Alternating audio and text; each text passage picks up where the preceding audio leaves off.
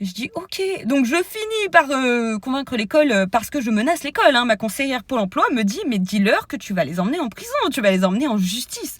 Je veux dire, ils essayent de t'arnaquer et d'arnaquer Pôle emploi, ça ne va pas passer. Donc c'est comme ça que j'ai fini par parce que l'école, pour que l'école me lâche la grappe avec un paiement qui arriverait à la fin de l'année. Mais ce qui veut dire que moi, jusqu'à la fin de l'année, y compris en stage, etc., j'avais un stress. Je devais absolument être là, présente tout le temps, toute la journée, tout ce que vous voulez, avoir les meilleures notes possibles, passer le diplôme parce que j'avais peur que Pôle emploi retire le financement de mon école. C'était sur moi que le stress y retombait, en plus donc du stress de l'école qui essayait effectivement de me foutre la misère.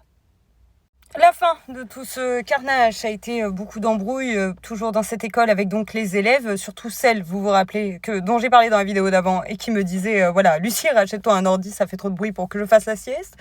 On a fini par s'embrouiller parce que ces gens-là ne travaillaient jamais. Dans toute la classe, 12 élèves, il y en avait 4, 5 qui bossaient vraiment, dont moi. Celle-ci n'en faisait évidemment pas partie, mais une fois, à la toute fin, elle commence à paniquer et voit qu'elle va pas passer le diplôme, elle n'a pas les notes nécessaires suffisantes. Moi j'avais 16 de moyenne, j'étais vraiment pas concernée. La seule matière dans laquelle j'ai échoué très fort, c'est la comptabilité. Je suis nulle à chier en maths. Voilà, je sais additionner, multiplier, soustraire et diviser, mais ça s'arrête là. Je n'ai jamais su être bonne en maths, je n'ai pas du tout l'intelligence mathématique, c'est comme ça. Je veux dire, c'est comme ça, je peux travailler autant que vous voulez, ça n'avancera pas. Donc voilà. Mais sinon, sur toutes les autres matières, je brillais de mille feux et donc j'étais imbattable. Je savais que j'aurais mon diplôme. Maintenant, elle était en grand danger de ne pas l'avoir.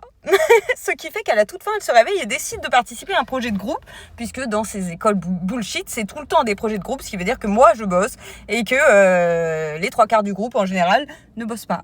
Donc je faisais tout, je ne bossais pas que pour moi, que un niveau que pour moi de 40 heures de cours par semaine. Non, je bossais aussi des projets de groupe toute seule, tout le temps. Je n'étais pas seule, puisqu'on était 4, donc 4 filles. Vous avez compris.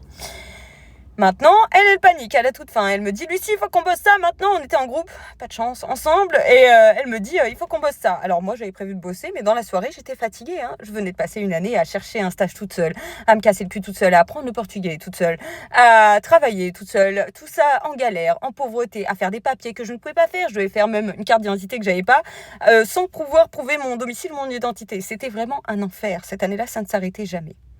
J'étais traumatisée, etc., tout ce que vous voulez, et je ne voulais que partir. Donc on arrive à la fin de l'année, je suis très fatiguée. Et elle me dit, on va faire le devoir maintenant, Lucie, parce que moi, mes notes, ça va pas. Alors moi, j'étais là, je vais faire les deux. Je vais bosser, je bosse tout le temps. Je veux dire, c'est pas toi qui vas m'apprendre ce que c'est que de bosser.